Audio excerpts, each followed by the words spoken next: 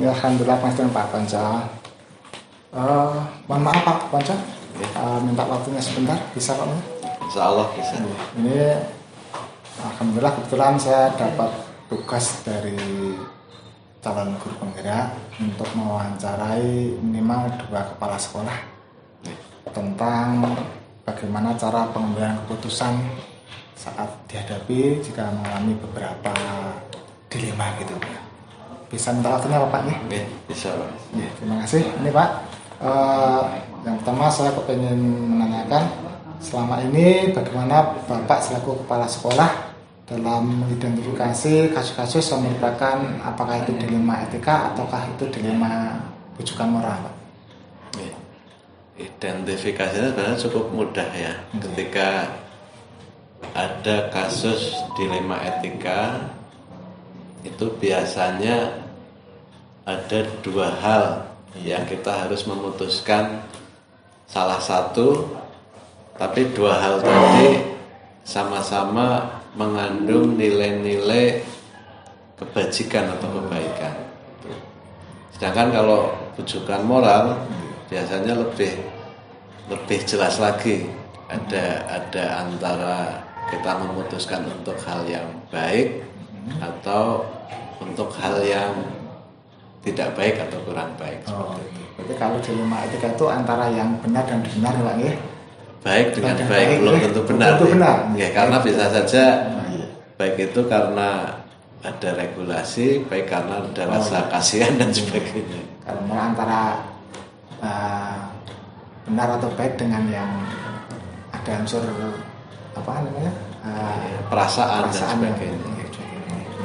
Yang kedua nih Pak, selama ini bagaimana Bapak selaku kepala sekolah menjalankan pengambilan keputusan di sekolah Bapak, terutama untuk kasus-kasus di mana ada 2 kepentingan yang sama-sama benar atau sama-sama mengandung nilai kebajikan, bagaimana Pak? Ya, tentunya saya dalam memutuskan tidak bisa sendiri. Ya, terutama untuk hal-hal yang kami anggap cukup rumit, maka kita biasanya dan selalu berkoordinasi dengan teman-teman, bermusyawarah, berkolaborasi dengan teman-teman yang kompeten pada bidangnya. Misalnya ketika kita bicara atau memutuskan kaitannya dengan sarana prasarana, berarti kami lebih mengajak diskusi teman-teman yang di Waka Sarpras dan stafnya. Terus langkah-langkah atau prosedur seperti apa yang biasanya Bapak lakukan selama ini Pak? Itu sama, jadi kami mengidentifikasi permasalahan, kemudian permasalahan ini lebih cenderung kemana gitu, apakah sarpras, apakah kesiswaan, apa humas. Nah, ketika itu kita libatkan, misalnya bisa saja lintas waka, misalnya kasus siswa PKL, itu kan humas ya nangani, kurikulum juga, ya kemudian juga kesiswaan ada 3 yang kita ajak diskusi. Jadi tergantung problemnya gitu Pak? Iya, tergantung problemnya. Terus kemudian hal-hal apa saja yang selama ini Bapak anggap efektif dalam pengambilan keputusan pada kasus-kasus dilema etika tadi Pak? Ya, efektivitasnya itu ketika kita berkolaborasi dengan pihak-pihak yang lain, sehingga kita kan nggak bisa ya memutuskan sendiri. Artinya saya punya gambaran semakin banyak, tidak terlalu banyak sih, semakin banyak orang yang kita ajak diskusi, tentunya orang-orang yang satu kompeten, kedua punya objektivitas yang baik. Itu ketika kita ajak diskusi biasanya untuk memutuskan suatu hal itu biasanya lebih mudah. Jadi kolaborasi Pak? Iya, betul, kolaborasi. Terus berikutnya Pak, ini hal-hal apa saja yang selama ini merupakan tantangan dalam pengambilan keputusan pada kasus-kasus dilema etika yang Bapak alami Pak? Ya. Tantangannya seperti apa aja misalnya? Tantangannya yang jelas karena namanya dilema ya. Dilema pasti suatu hal yang diputuskan itu sulit. Ya. Tapi mau harus diputuskan gitu Pak. Iya, tapi harus diputuskan. Maka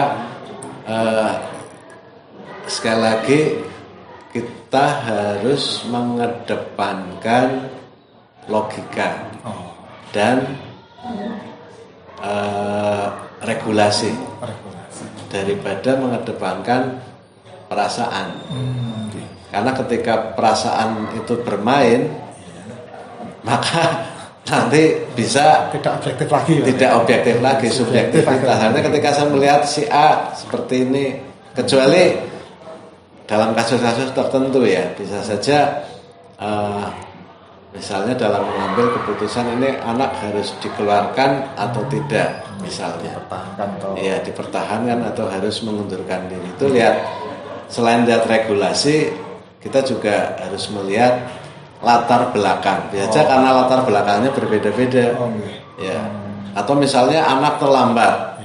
Terlambat kan sama-sama terlambat, tapi latar belakangnya kan beda. Ada yang bangun kesiangan karena apa? Karena bantu orang tua mungkin kita maklum begitu ya. Sampai malam bantu orang tua. Gitu. Tapi kalau main game itu kan sudah nggak baik lagi begitu. Atau terlambatnya banyak gembes dan sebagainya, itu kan kita lihat kasusnya. Tapi kita kembali ke regulasi yang saja, tetap ada unsur-unsur seperti itu yang kita libatkan. Terus kemudian, apakah Bapak memiliki jadwal tertentu dalam sebuah penyelesaian kasus dilema Pak? Apakah langsung diselesaikan saat itu, ataukah membuat jadwal tertentu untuk penyelesaian kasus tersebut Pak? Prosedurnya seperti apa Pak? Kondisional ya. Artinya kalau penanganannya kasus yang ringan dan tidak memerlukan banyak diskusi, mungkin diputuskan di saat itu juga. Tapi kalau dalam kasus yang mungkin membutuhkan diskusi panjang, membutuhkan banyak masukan dari berbagai pihak, mungkin kita dijadwalkan mungkin sampai tidak cuma sekali, bisa 2-3 kali, tergantung kasusnya. Tergantung tingkat kasusnya seperti apa. Kemudian adakah seseorang atau faktor-faktor yang selama ini mempermudah atau membantu Bapak dalam pengambilan keputusan dalam kasus dilema etika? Tadi sudah saya sampaikan, kami berkolaborasi dengan banyak pihak. Kemudian saya sudah memetakan beberapa orang yang punya objektivitas baik atau tinggi. Itu yang biasanya kita mintai pendapatnya. Karena ketika orang sudah punya objektivitas yang baik, itu biasanya ketika kita mintai pendapatnya, itu pendapatnya adalah betul-betul objektif, tidak subjektif.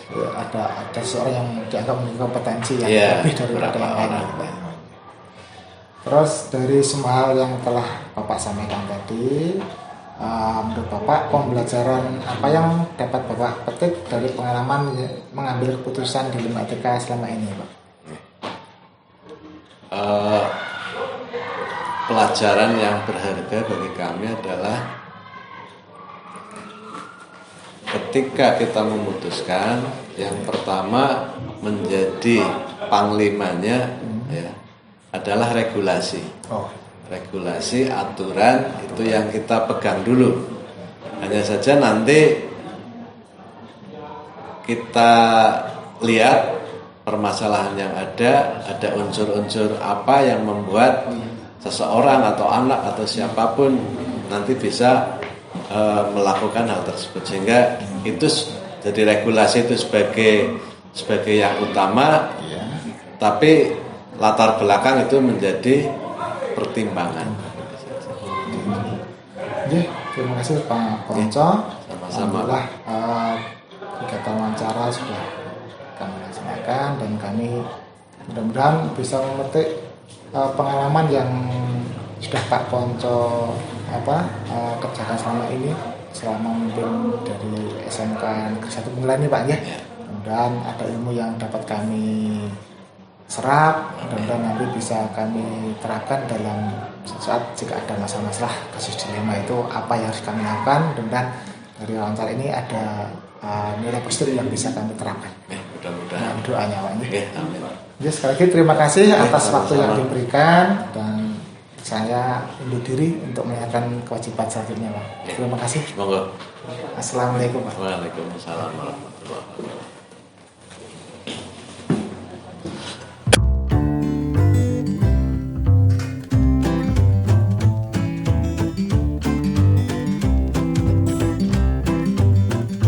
Assalamualaikum warahmatullahi wabarakatuh. Waalaikumsalam warahmatullahi wabarakatuh. Selamat datang Pak Tri, sehat? Alhamdulillah, Mas Tri, Pak Tri. Monggo, Sehat, Pak Tri. Alhamdulillah sehat. Keluarga semua sehat, Pak Tri. Alhamdulillah, Mas Tri. Nggih. Semakin sukses, alhamdulillah Pak Tri. Nggih. Pangapunten, Pak. Nggih. Ini saya kebetulan mendapatkan tugas CGT. Kali ini tugas kami adalah untuk wawancara dengan pimpinan sekolah atau kepala sekolah tentang masalah pengambilan keputusan yang berdasarkan pengalaman Pak Kepala. Barangkali pernah melakukan pengambilan keputusan yang ada dilema di sana. Apakah itu nanti dilema etika atau dilema bujukan moral, Pak. Nah, ini saya minta waktunya Pak Tio untuk sedikit wawancara. Ada waktu, Pak? Siap, ada waktu. Memang kebetulan hari ini tadi sudah pemantau belajar sudah berjalan selesai, ini waktu singgang. Terima kasih, Pak. Ini gini, Pak. Selama ini bagaimana Pak Setio selaku kepala sekolah SMK Pancabakti Rakit, Pak, ya?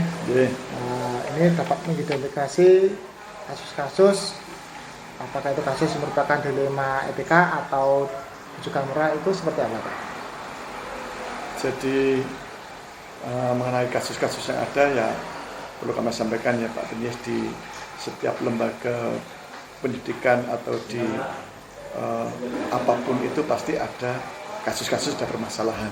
Nah, sepanjang pemahaman kami itu kalau tentang etika itu sebenarnya kan sama-sama hal yang baik, tapi kita harus memilih bagaimana yang terbaik.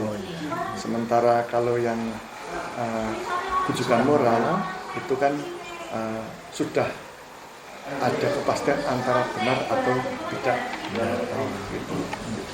Terus selama ini bagaimana Pak Tio menjalankan pengambilan keputusan di sekolah Bapak, terutama jika ada kasus-kasus ada dua keputusannya yang sama-sama benar atau sama-sama baik mengandung nilai kebajikan, itu seperti apa, Pak? Ya. Kami berusaha dalam mengambil kebijakan-kebijakan benar itu selalu melibatkan teamwork, selalu melibatkan para pembantu kepala sekolah. Di sini ada wakil kepala sekolah, ada kepala TU. Dalam kami memutuskan segala sesuatu, kami selalu bermusyawarah mufakat.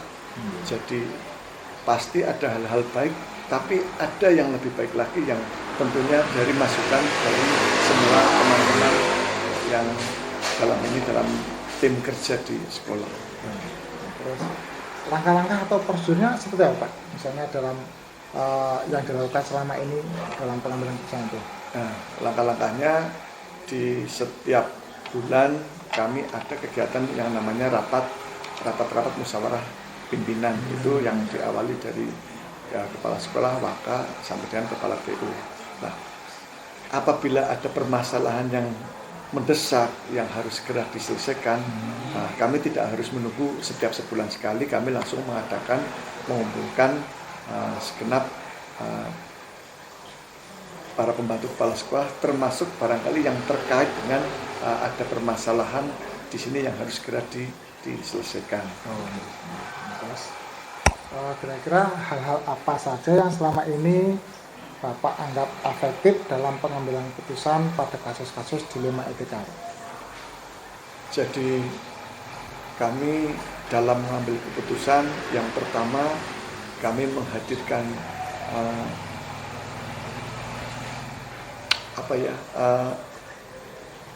permasalahan apa yang mendesak itu dahulu. Itu terkait dengan lembaga, terkait dengan personal, keluarga atau lembaga. Nah, jika itu terkait dengan lembaga, itu biasanya kami mengadakan tadi yang saya sampaikan kami musyawarah. Tapi kalau itu terkait dengan personal atau internal keluarga, Kami biasa mengadakan pembicaraan dari hati ke hati, kami hadirkan di ruang ini tanpa membuka atau menyampaikan informasi yang penting kepada orang-orang lain yang tidak ada kepentingannya di dalamnya. Kira-kira hal apa saja yang selama ini merupakan atau menjadikan tantangan Bapak dalam pengambilan keputusan pada kasus-kasus dilema etika seperti tadi, Pak? Hambatannya seperti apa, Pak? Ya, jelas hambatannya memang kadang sangat berat sekali karena sekali lagi ini kita memilih yang terbaik dari yang baik. Nah, kadang kita harus melihat latar belakang yang lain sebagai pembanding atau pengambil keputusan. Misalnya di setiap seorang ada kejadian pasti ada sebabnya dahulu. Nah, sebab itu harus kita urai dahulu, kita pelajari, terus kita bicarakan secara terbuka dengan yang bersangkutan sehingga dalam kami memberikan keputusan-keputusan insya Allah itu menjadi keputusan yang betul-betul bisa diterima di semua pihak, baik sekolah maupun yang bersangkutan. Terus ini berikutnya, Pak, apakah Pak Setio sebagai kepala sekolah memiliki jadwal tertentu, Pak, dalam sebuah penyelesaian kasus? Nah, apakah itu dilakukan penyelesaian saat itu juga atau memiliki jadwal tertentu, Pak, untuk penyelesaian kasusnya? Apakah jadi kalau jadwal yang rutin kami tidak ada, jadi kami berdasarkan kondisi yang ada. Misalnya ada permasalahan yang sangat urgent, di dalam 1 minggu bisa saja hal-hal seperti ini terjadi bisa sampai 2 kali, atau bahkan bisa saja dalam 1 bulan tidak ada sama sekali. Nah, dalam mengambil keputusan memang kita artinya menunggu bila ada memang hal-hal yang harus kita selesaikan. Tapi dalam mengambil hal yang lain tetap kami ada koordinasi yang namanya rapat pimpinan itu yang terjadwal sebulan sekali. Jadi menurut urgenitasnya itu. Urgenitasnya betul. Kemudian adakah seseorang atau faktor yang selama ini mempermudah atau membantu Bapak dalam pengambilan keputusan dalam kasus-kasus dilema etika ini, Pak? Oh, ada sangat banyak di sini, termasuk sekali lagi tim kerja yang sangat solid, yang kuat itu sangat-sangat membantu kami dalam mengambil kebijakan. Karena tentunya kami tidak bisa berjalan sendiri tanpa ada kerjasama, tanpa ada kekompakan dari semua unit kerja yang ada di lembaga. Ada nih, Pak, ya? Ada. Kemudian nih, Pak, yang terakhir, Pak, ini, Pak. Dari semua hal yang telah Bapak sampaikan tadi, pembelajaran apa yang dapat Bapak ambil dari pengalaman yang menurut Bapak ini penting sekali, terutama dalam mengambil keputusan dilema etika itu seperti apa, Pak? Jadi dalam pengambilan ini menjadi pengalaman kami. Sering sekali dalam kami mengambil kebijakan, karena namanya manusia, namanya yang masih keterbatasan dalam belajar, seringkali masih ada kekeliruan dalam mengambil kebijakan. Tentunya pembelajaran ini menjadi introspeksi bagi kami dari kepala sekolah. Dalam hal ini setiap masukan, setiap kritik dan saran dari semua warga sekolah itu justru sangat kami harapkan sebagai bagian dari proses pembelajaran bagi kepala sekolah itu sendiri. Luar biasa, Pak, ini, Pak. Alhamdulillah, Bapak, ini saya sudah mendapatkan informasi dari apa yang Bapak sampaikan tentang bagaimana pengambilan keputusan yang Bapak pernah lakukan berdasarkan pengalaman, Pak, ya, bila menghadapi kasus-kasus yang merupakan dilema etika, Pak. Ini terima kasih sekali, Bapak, sudah menyediakan waktunya untuk saya untuk berbincang-bincang. Mudah-mudahan saya dapat mengambil pelajaran dari ini semua, Pak. Kemudian kedepannya saya bisa mengimplementasikan jika nanti suatu saat saya memperoleh kasus-kasus yang merupakan dilema etika itu pada baik antara baik dan baik atau benar-benar itu kan perlu diputuskan mana yang terbaik gitu, Pak. Oke, Terima kasih Bapak, sekali lagi mohon maaf jika sudah mengganggu aktivitas Pak Setio. Dan saya doakan mudah-mudahan Pak Tio selalu diberikan kesehatan, Amin. panjang umur, rezeki yang barokah dan sekolahnya menjadi tambah sukses Pak. Amin, amin ya rabbal alamin. Ya, terima kasih Pak Tri. Semoga apa yang kami sampaikan bisa memberikan tambahan data di Pak Tri. Sekali lagi barangkali masih ada kelemahan kekurangan kami mohon maaf. Kami masih dalam berproses belajar, kita saling sharing. Saya percaya sekali insya Allah Pak Tri ke depan juga akan sukses, bisa menjadi pemimpin seperti kami, sehingga Pak Tri yang sudah belajar dari guru penggerak ini pasti akan lebih banyak literasi, lebih banyak ilmu-ilmu yang didapat. Barangkali itu sekali lagi kami mohon maaf, barangkali jawaban-jawaban kami ada yang tidak sesuai, tidak pas, ya itu memang keterlambatan kami. Terima kasih Pak sekali lagi dan saya mohon pamit melanjutkan aktivitas kami di sekolah saya Pak. Yeah. Terima kasih Pak, mohon pamit. Selamat jalan, Terima kasih. sehat-sehat Pak Tri.